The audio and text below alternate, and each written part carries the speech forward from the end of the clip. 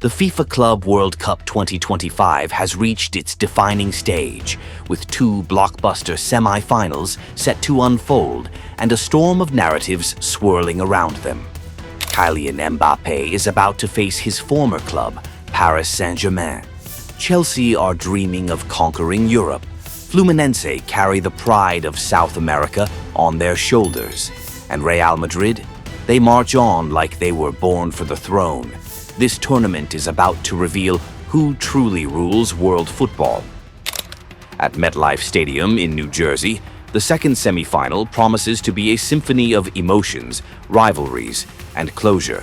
When Kylian Mbappé steps out in the royal white of Real Madrid against the very club that raised him, the football world will stand still. The French forward was given tailored training by Xabi Alonso after missing games due to a minor injury. His 68th minute appearance against Juventus in the quarterfinals was just the warm-up. But this clash with PSG is the real stage, where Mbappé can finally show why Real Madrid waited 5 long years for him.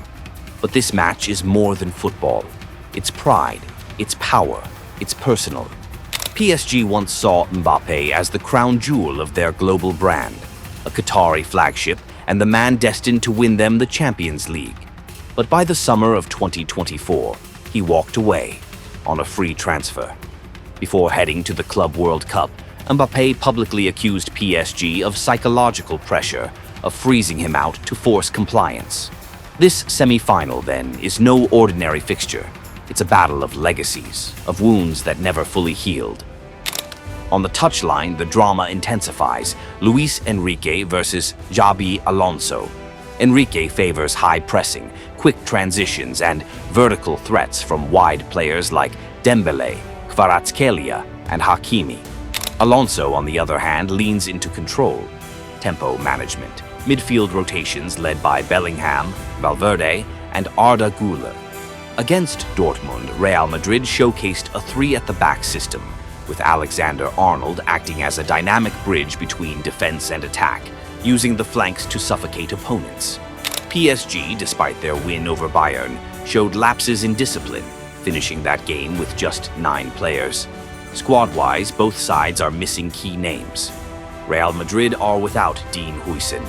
PSG have lost Lucas Hernandez and Willian Pacho, but history hangs heavy over this encounter. Paris Saint-Germain have never knocked Real Madrid out of a major competition. They failed in the Champions League in 2018.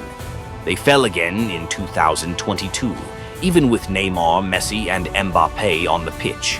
But this time, with Champions League trophy in hand and a hunger to flip the power dynamic, PSG are back and ready to rewrite the story.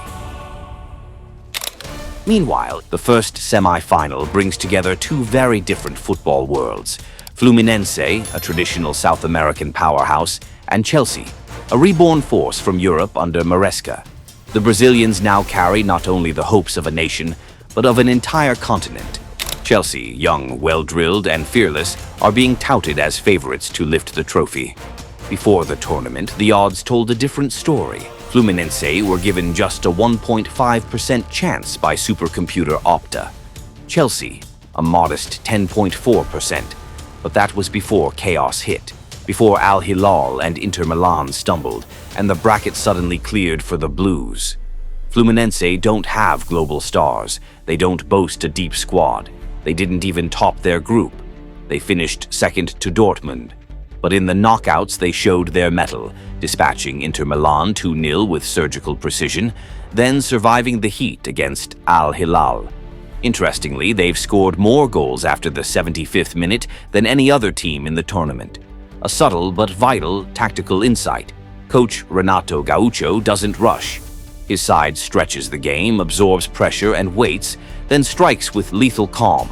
The silent blade in this story? John Arias, a name barely whispered before the tournament. Now he's become one of its biggest revelations. Remarkably, at 40, Thiago Silva is set for an emotional Chelsea reunion. He's maintained his trademark composure and delivered outstanding Club World Cup performances. This sets up a memorable encounter. In a recent interview, Fluminense's veteran coach said it best: The three-at-the-back system is the key to surviving against stronger teams. Once your defensive structure holds, the rest is about belief and resilience. And that belief has carried them far. Thanks to this tactical setup, Fluminense have kept 5 clean sheets across their first 6 halves of football in this tournament.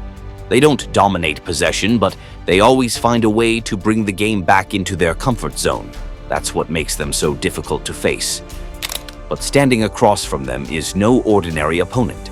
This Chelsea side under Enzo Maresca is deep, youthful, and tactically modern.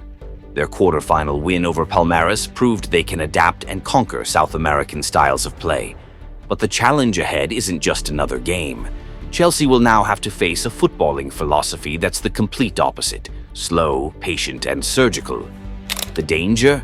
Fluminense don't need to outplay you for 90 minutes. They just need a moment. And in this tournament, they've already proven that, more than once. From the round of 16 to the semi-finals, this tournament has delivered shock after shock. Before a ball was even kicked, Opta's supercomputer ran 10,000 simulations to predict a winner. Paris Saint-Germain came out on top, thanks to their squad depth and form. Chelsea, just a 10.4% chance. Fluminense and Palmeiras together, less than 5%. Those numbers made sense on paper.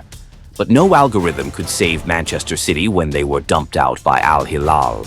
And no simulation foresaw Champions League runners-up, Inter Milan, being completely outclassed by Fluminense. Chelsea, once seen as outsiders, are now the statistical frontrunners, with a 26.8% chance of lifting the trophy after their win over Palmeiras. Why? Because this tournament has shifted. With Manchester City and Inter eliminated, Chelsea's path has opened up. But for PSG, the road to the finals still runs through Bayern Munich and Real Madrid. In contrast stands the story of Fluminense, a team once ranked outside the Opta Power Top 100 before the tournament began. Now, they are the last South American team standing, fighting to end Europe's 11-year stranglehold on the Club World Cup. But beyond the drama on the pitch lie the quieter, grittier truths. Money, logistics, playing conditions. Just reaching the semi-finals guarantees each club $21 million in prize money. The champion, a staggering $125 million, making the Club World Cup a goldmine in FIFA's new vision. With that financial pressure comes another challenge: substandard pitch quality. MetLife Stadium, host of Real Madrid vs. Dortmund, was mocked by coach Niko Kovac as better suited for golf than football, calling out the dreadful grass conditions that could seriously impact the quality of both the semis and the final. This is also the first expanded edition of the Club World Cup, now featuring 32 teams in a format that mirrors the real FIFA World Cup. With that comes intense scheduling, logistical imbalances between continents, and for the first time, Europe's grip on global dominance is starting to shake. Now, as we step into the semi-finals, it's no longer just about tactics, simulations, or statistics.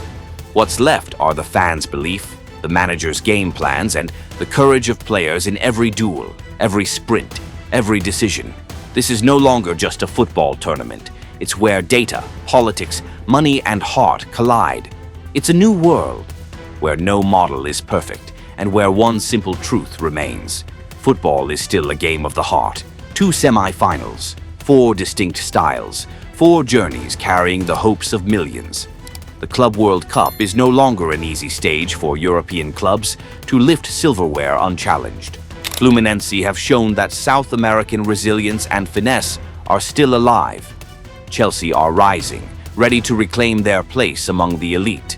Paris Saint-Germain are hungry to rewrite the power map of European football. And Real Madrid? They're simply there, as they always are, radiating power, pedigree, and unshakable belief.